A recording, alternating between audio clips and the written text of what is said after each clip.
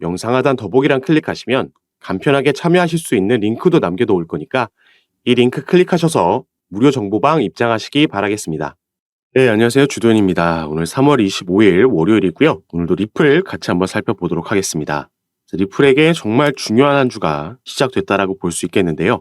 이게 기술적인 부분에서 봐도 그렇고 또 현재 진행되고 있는 SEC와의 소송 스케줄을 봐도 이번 주가 정말 단기적으로 방향성을 잡는 큰 변동성이 나올 수 있는 한 주가 될 수 있겠다 보여주고 있습니다.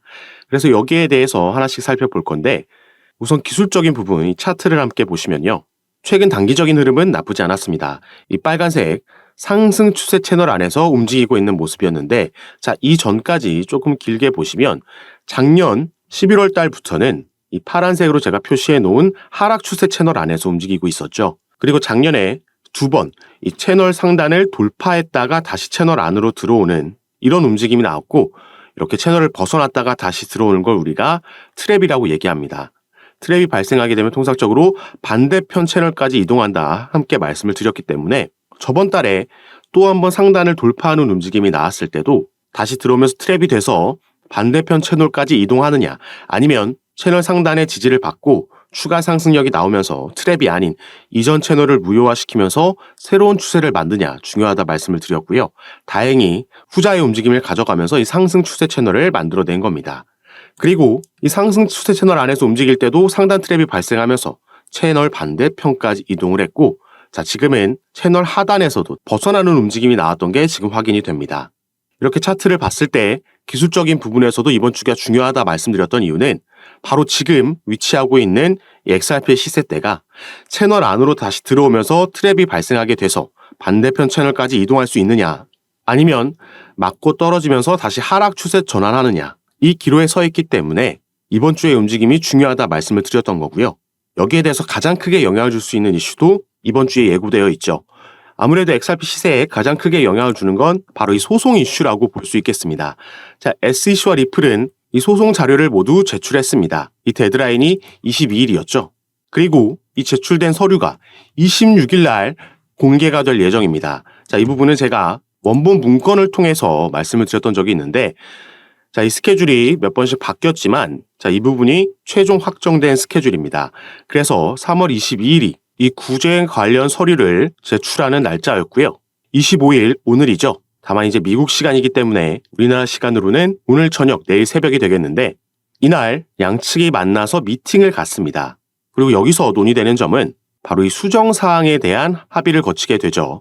22일 날 제출된 서류는 봉인돼서 미공개로 제출이 된 거고요. 이 부분을 최근에 양측이 합의를 했고 때문에 먼저 이 부분을 미공개된 상태로 제출하고 나서 25일 날 만나서 이 서류들 중에 고칠 건 고치고 어느 걸 가릴지 이 부분의 합의를 진행한 이후에 중요한 날짜는 이 날짜입니다. 3월 26일 날 이 문서가 공개가 될 예정입니다.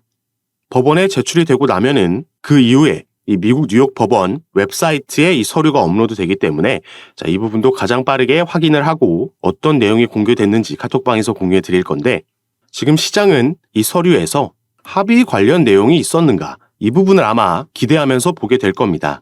양측에서 어떤 내용이 오가고 있고 어느 정도 액수에서 벌금 합의를 진행하게 될지 여기에 대한 힌트를 얻을 수 있는 서류가 공개가 되는 거기 때문에 이 서류가 공개되고 나면 리플 시세에 변동성이 크게 나올 수 있다 말씀을 드리겠고요. 아까 우리가 차트에서 살펴봤듯이 지금 중요한 상승 추세 채널 안으로 다시 들어오냐 아니면 맞고 떨어지냐 기로에 서 있기 때문에 아마 우리나라 시간으로는 수요일 목요일쯤 이 움직임이 본격적으로 나오겠다 예상해 보고 있습니다. 그래서 여러분들께서도 미리 카톡방 입장하셔서 이런 정보들 빠르게 받아보시면서 투자 판단에 참고하시고 대응도 함께 받아보시면 좋을 것 같고요. 제가 카톡방에서 이런 부분 공유해 드리면서 전부 무료로 운영하고 있는 카톡방이니까 여러분들께서는 영상 밑에 더보기란 클릭하시면 참여하실 수 있는 두 가지 링크를 확인하실 수 있습니다. 여러분들께서 현재 영상을 핸드폰으로 시청하고 계시다면 위에 있는 첫 번째 링크 클릭하시면 저에게 문자 보내실 수 있도록 화면이 자동 전환될 거고 여러분들께서는 전송 버튼만 눌러주시면 제가 이 문자들을 확인하는 대로 순차적으로 연락드려서 카톡방 초대를 도와드릴 거고요. 또 문자 전송이 힘드시거나 현재 영상을 컴퓨터로 시청하고 계신 분들은 이 밑에 있는 두 번째 링크 통해서도 동일하게 참여가 가능하십니다. 여러분들께서 편하신 방식으로 연락 주셔서 투자 판단에 도움이 되는 정보들, 자료들 가장 빠르게 받아보실 수 있는 카톡방이니까요. 여기에도 한 번씩 관심 가져주시고 확인해 주시면 감사하겠습니다. 자, 리플에게 이 서류 공개가 단기적으로는 가장 중요한 이슈가 될 수 있겠는데, 다만 중장기적으로 봤을 때 올해 4월 예정되어 있는 비트코인 반감기를 앞두고 그 대세 상승장이 시작됐을 때 리플은 또 한 가지 이 흐름의 시너지를 받아서 추가 상승력을 만들어낼 수 있다 기대되는 상승 재료가 남아 있습니다. 그래서 지금부터는 여기에 대해서도 같이 살펴보면서 그 근거들을 하나씩 말씀드리도록 할 건데요. 자, 리플 같은 경우에는 저번 달 2월 초에 미국 내에서 다시 송금 사업을 재개하겠다라는 발표를 했고요. 그 후 일주일 만에 스탠다드 커스티디언 트러스트라는 미국 내에서 정부의 인가를 받은 암호화폐 수탁 업체를 인수했다라는 발표를 했습니다. 자, 리플은 2020년도 12월 달에 SEC에서 미국의 증권거래위원회에서 처음 리플의 소송을 제기하고 나서 미국 내 사업을 철수할 수밖에 없었고, 그래서 많은 거래소에서도 상장 폐지되는 악재가 잇따라 나왔습니다. 이 이후부터는 리플의 대부분의 수익은 미국 외에서 발생을 했었고, 그래서 비교적 최근까지도 리플이 본사를 유럽이나 두바이 쪽으로 옮길 수도 있다. 유럽의 영국이나 아일랜드에 이런 부분을 실제로 알아보고 있다라는 뉴스들도 나왔습니다. 그런데 2월 달 들어서면서 미국 내 사업을 재개하겠다라는 발표를 한 거고, 실제로 그런 움직임을 가져갔다라는 거죠.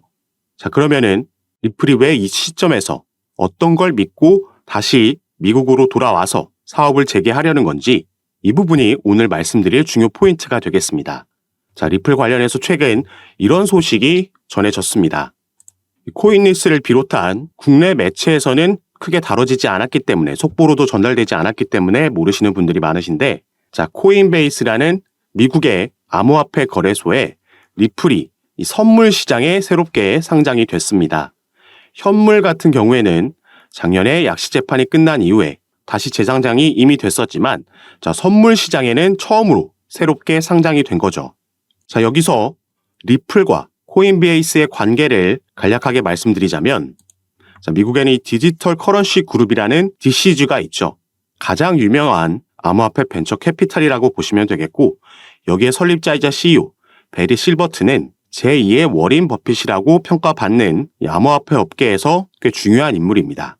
자, 이 DCG에서 바로 방금 살펴본 코인베이스를 자회사로 소유하고 있고요. 또 이 DCG는 리플의 지분을 보유하고 있는 기업입니다. 이렇게 미국 내 기업들끼리 연관이 되어 있다는 걸 먼저 말씀을 드리는 거고, 이 디지털 커런시 그룹은 코인베이스와 리플뿐만 아니라 그레이스케일도 소유하고 있고, 여러 다른 기업들의 지분을 보유하고 그 중심에 서 있는 기업이죠. 자, 그리고 코인베이스 외에도 최근 미국에서 새롭게 문을 연 거래소가 하나 있습니다. 바로 여기에 나와 있는 EDXM, EDX 마켓이라는 거래소인데요. 이 거래소는 피델리티를 비롯한 미국 뉴욕 월가의 대형 기업들이 함께 만든 거래소라고 보시면 되겠고, 이 거래소에서는 개인들이 아닌 기관들만 거래를 할 수 있게 되어 있습니다. 비교적 최근 작년 6월 달에 6월 22일부터 거래가 시작된 거래소인데, 이 대형 자산운용사들이 함께 만든 거래소다 보니까 출시 전부터 엄청난 주목을 받았었고요. 이 EDX 마켓이 출범할 당시에 상장이 되고 거래가 가능했던 코인들은 이렇게 단 4개의 코인만 있었습니다. 자, 비트코인, 이더리움, 라이트코인, 그리고 비트코인 캐시, 이렇게 4개의 코인만 거래가 가능했었는데, 자, 이 중 비트코인 캐시는 작년 11월 달에 상장 폐지가 됐죠. 그래서 당시에 떠돌던 루머가 바로 EDX 마켓에서 비트코인 캐시가 상장 폐지됨에 따라서 그 비어있는 자리에 리플이 추가될 수도 있다라는 루머가 돌고 있었습니다. 다만 이 부분은 실제로 진행되지는 않았고, 당시에 그렇기 때문에 시간이 지남에 따라 조금 이 루머가 수그러든 모습을 보이고 있는데, 자, 그런데 코인베이스에서 이 리플을 선물 시장에 신규 상장했다라고 조금 전에 말씀을 드렸죠. 이게 얼마 전인 2월 23일 날 이런 일이 있었던 거고요. 그래서 우리가 코인베이스의 홈페이지에 가서 이 선물 시장 쪽을 살펴보면, 자, 이 영구 선물 시장 쪽에는 상장되어 있는 코인들이 많지 않고요. 그래서 밑에서 이 소개되어 있는 코인들을 보면 단 4개의 코인밖에 없습니다. 자, 이 코인들은 비트코인, 이더리움, 라이트코인, 그리고 최근 추가된 바로 리플의 XRP죠. 자, 위에 3개의 코인 방금 우리가 살펴본 코인들이죠. 바로 이 EDX 마켓에 이제 비트코인 캐시가 상장 폐지되고 나서 남아있는 3개의 코인들입니다. 비트코인, 이더리움, 라이트코인. 지금 이런 연관성이 보이고 있는 거고요. 미국의 증권거래위원회 위원장 이 게리 갠슬러라는 인물도 작년에 이러한 발언을 했습니다. 자, 비트코인, 이더리움, 라이트코인, 비트코인 캐시는 증권 여부를 장담하기 어렵다. 이렇게 발언을 한 거죠. 자, 이 4개의 코인도 아까 우리가 살펴봤던 EDX 마켓이 출범할 당시에 상장되어 있던 그 4개의 코인들입니다. 그리고 현재는 우리가 살펴봤듯이 비트코인 캐시는 상장 폐지가 된 거고 바로 이 자리에 리플의 XRP가 상장될 수 있다라는 전망을 해보고 있는 거죠. 리플이 계획을 바꾸면서 미국 내 다시 돌아오겠다, 미국 내 사업을 재개하겠다 발표했던 그 배경에는 여러 미국의 대형 기관들, 당장 EDX 마켓에도 피델리티를 비롯한 기관 투자자들이 대거 함께하고 있고 또 DCG, 여기에 코인베이스까지 전부 미국 내 대형 기업들이죠. 리플과 하나같이 연관성이 있는 기업들이고 그래서 우리가 기사나 속보에서 많이 찾아볼 수 있는 뉴스가 리플의 시세는 하락하고 있지만 이런 저점대마다 고래들, 기관 투자자들은 매집한다라는 기사를 많이 볼 수 있었던 겁니다. 당연히 이 기관 투자자들은 이러한 주요 내용들이 오피셜하게 뉴스로 발표되기 전에 미리 그 소식을 알 수밖에 없겠죠. 그래서 우리가 다른 코인들에서도 볼 수 있는 게 갑자기 급등하는 코인들이 있는데 왜 오르지 하고 몇 시간 뒤나 다음 날에 이 코인이 어느 거래소에 새롭게 신규 상장된다라는 속보가 그때서야 뜨는 거 많이 경험해 보셔서 아실 겁니다. 그리고 지금 SEC와 진행하고 있는 소송 같은 경우에도 리플에게 불리할 게 전혀 없는 상황입니다. 최근 이 소송 관련 이슈로는 이 SEC의 책임 변호사가 리플과 코인베이스의 소송을 담당하고 있던 암호화폐 소송부서 책임자 이 라단 스튜어트가 SEC를 떠났다는 소식이 전해졌고요. 그러면서 화이트 앤 케이스라는 최근 피델리티가 비트코인 ETF 서류를 제출할 때 여기에 자문을 제공한 로펌에 새롭게 이직을 하게 됐다는 소식이 전해졌습니다. 그리고 직접적으로 SEC와 리플이 벌이고 있는 소송 외에도 제가 이전 영상들에서 말씀드렸던 지금 SEC 내에서 진행되고 있는 이 조사 결과에 따라서 이 조사라는 건 2021년도에 인파워 오버사이트가 SEC를 상대로 소송을 제기했던 전직 SEC 관리들이 리플과 XRP에 대한 편견을 가지고 있다는 주장, 여기에 대한 조사가 진행되고 있는 거고요. OIG가 이 수사를 진행하고 있는 여기서 불법 행위를 발견하게 되면 SEC는 항소 계획을 종료할 수 있으며 당연히 이건 리플에게 호재로 작용을 할 겁니다. 이것뿐만 아니라 함께 진행되고 있는 SEC와 코인베이스의 소송에서 코인베이스는 현재 SEC가 미국 암호화폐 거래소를 규제할 법적 권한이 없다라고 주장하면서 기각 신청서 모션 투 디스미스를 제기를 한 상황입니다. 그리고 이 부분은 언제든지 법원 판결이 지금 나올 수 있는 상황인 거죠. 이 소송을 관장하고 있는 판사는 이미 양측의 구두 변론까지 다 들은 상황입니다. 이 두 가지 변수 모두 리플에게 긍정적으로 작용할 수 있는 부분이고 또 올해는 미 대선까지 있기 때문에 이 이후에는 SEC 위원장 게리 갠슬러는 상당히 높은 확률로 교체될 가능성이 있다라고 보여지고 있죠. 그리고 오늘 중점적으로 살펴본 이 EDXM 상장 이슈도 어마어마한 호재로 작용할 수 있습니다. 그래서 이 당시에 작년 6월 달에 EDX 마켓이 출범됐을 때 여기에 상장돼 있던 4개의 코인 당연히 엄청난 상승력 보여줬고요. 지금은 상장 폐지됐지만 이 4개의 코인 중 하나였던 비트코인 캐시는 단기간 안에 무려 이 당시에 200% 상승하는 모습을 보여줬습니다. 자, 리플이 만약에 여기에 상장되게 되면 당연히 비트코인 캐시보다 코인 시장에서는 시장의 주목을 많이 받고 상징적인 코인이 있기 때문에 지금은 우리가 상상도 할 수 없는 급등하는 모양새도 충분히 나올 수 있다 보여지는 부분이죠. 그래서 제가 당연히 새롭게 나오는 소송 소식들도 카톡방에서 빠르게 전달해 드릴 거고 이런 부분 제가 카톡방에서 전부 무료로 공유해 드리고 있으니까 여러분들께서도 이런 정보들 받아보시고 투자 판단에 참고하셔서 매매 진행하시면 더욱 좋을 것 같습니다.